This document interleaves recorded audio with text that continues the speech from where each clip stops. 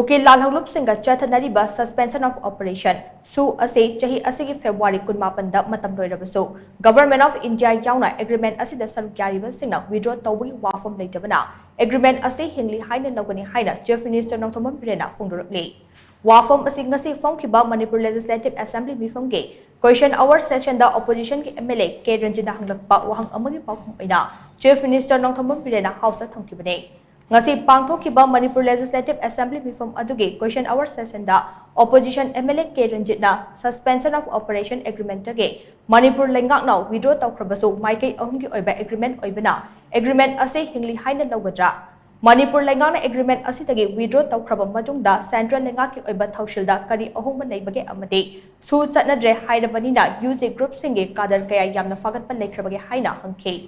Opposition के MLA K Ranjitna hanglakpa wahang adugi paukum piraduna House की leader su oiba Chief Minister Nothomam Pirena hai suspension of operation agreement asidagi Manipur lengano withdraw tawkhrabasu maikai ahumgi oiba agreement oibanina Government of India yauna maikai amatana withdraw tawdabanina agreement ase hingli haina lawbani chahi asigi February tang 18 da sugi agreement loikhrabasu makha tana sangdokpadi leitre Nakal Amaromda low kaina thabak tawba sugi kadar sigi mathakta FIR Chamaga Kunchaga Tari register of Craig, Masigi Manung Chana Kadar Umfagat Lake, Kuki Lalhulub Singa Chathanari Basu Ase tripartite agreement. State Engaki Oinadi cabinet decision among Loduna among the assembly session da Sugi agreement Ase withdraw Tonabo Warip Lokibane. State cabinet Amadi assembly Warip Sing Adu Center Lengaka Taduna Kanke Haina, Chief Minister Nontoma Pirena House at Honke. A suspension of operation agreement the Manipur government withdraw Tawkhrabasu Maikai Hungi agreement oibana agreement adu hinglibra haina hangbasida haina logadra haibada hingli ena kumbirasa aduga hairiba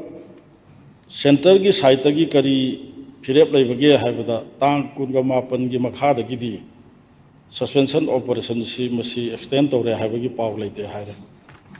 adu sar aina ngai budi State cabinet na warep lawgraba withdraw tawgraba plus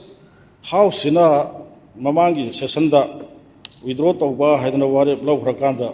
sida chanani haina lawgadra haina hamasida lawgani haidana komise masi oiba taragadi sar akoi house ki dignity si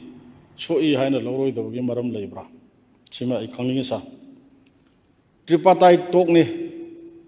side adi Me ahum side ahum tawna group ahum tawna bani group ahum sigi manungda amana withdraw tawre hairagadi agreement natraga sudu sar chatnadre haina lawba tabani masi chatnabini sigumba phibam se leina hujik sida hairiba agreement se chatnagani haidana hairiba se sar Manipur praja da masi khoi minammi haina lawroi da bai maram leibra aroi ba supplementary da sar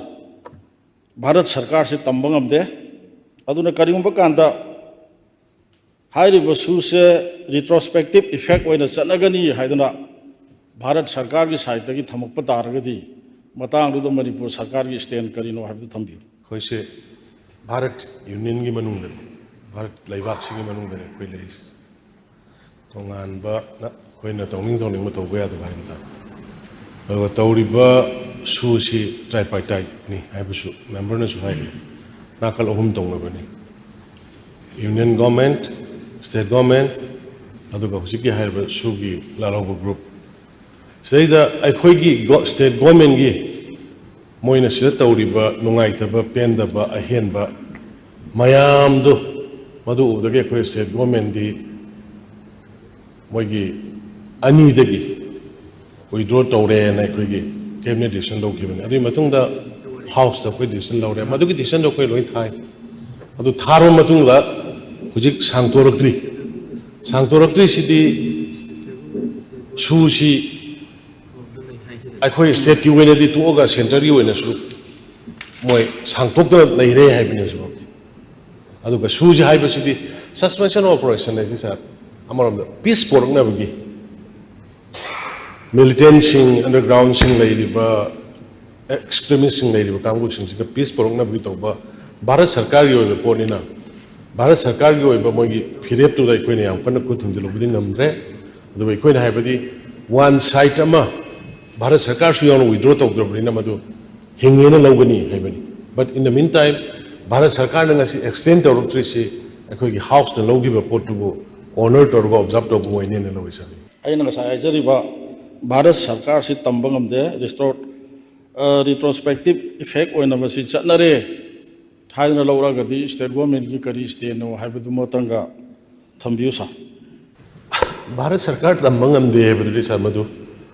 ꯃꯗꯨꯗꯤ ꯍꯥꯏꯍꯟꯅꯤꯡꯗꯦ ꯀꯔꯤꯅꯣ ꯍꯥꯏꯕꯗꯤ ꯚꯥꯔꯠ ꯁꯔꯀꯥꯔꯁꯤ ꯑꯩꯈꯣꯏ federal ꯁ꯭ꯇ꯭ꯔꯛꯆꯔꯅꯤ ꯑꯩꯈꯣꯏꯒꯤ state ꯒꯣꯔꯃꯦꯟꯅ ꯌꯥꯗꯕ ꯄꯣꯠꯁꯨ ꯏꯊꯧ ꯇꯧꯔꯛꯑꯣꯏ state ꯒꯣꯔꯃꯦꯟꯒꯤ ꯑꯄꯥꯝꯕ ꯁ꯭ꯇꯦꯠ ꯃꯤꯌꯥꯝꯒꯤ ꯑꯄꯥꯝꯕꯒꯤ ꯑꯦꯒꯦꯟꯁꯇ ꯄꯂꯥꯛ ꯂꯥꯛꯑꯣꯏ ꯑꯗꯨꯅ ꯑꯗꯨ ꯇꯧꯗ꯭ꯔꯤꯉꯩꯗ ꯍꯧꯖꯤꯛ ꯍꯥꯟꯅ ꯍꯥꯏꯕꯒꯤ ꯃꯍꯨꯠꯇ ꯃꯣꯏ ꯇꯧꯔꯛꯑꯀꯥꯟꯗ ꯀꯔꯤ ꯇꯧꯁꯤꯒꯦꯗꯣ ꯇꯥꯟꯅꯁꯤ ꯃꯊꯪꯗ ꯀ꯭ꯋꯦꯁꯟ ꯅꯝꯕꯔ ꯂꯥꯁ ꯑꯃꯈꯛꯇꯪ ꯁꯥꯔ ꯃꯁꯤ ꯌꯥꯝ ꯂꯨꯕ ꯑꯦꯁꯦꯝꯕ꯭ꯂꯤꯅ ꯋꯤꯗ꯭ꯔꯣ ꯇꯧꯕꯒꯤ ꯋꯥꯔꯦꯞ ꯂꯧꯈ꯭ꯔ ꯃꯇꯨꯡꯗ ꯁꯦꯟꯇ꯭ꯔꯦꯜ ꯒꯣꯔꯃꯦꯟꯗ ꯀꯔꯤ ꯍꯥꯏꯔꯛꯈꯤꯕ ꯂꯩꯒꯦ ꯑꯗꯨꯝꯇꯪ ꯊꯝꯕꯤꯌꯨ ꯌꯥꯔꯦ ꯍꯧꯖꯤꯛ ꯐꯥꯎꯕꯗ ꯀꯩꯝꯇ ꯍꯥꯏꯔꯛꯄ ꯂꯩꯇꯦ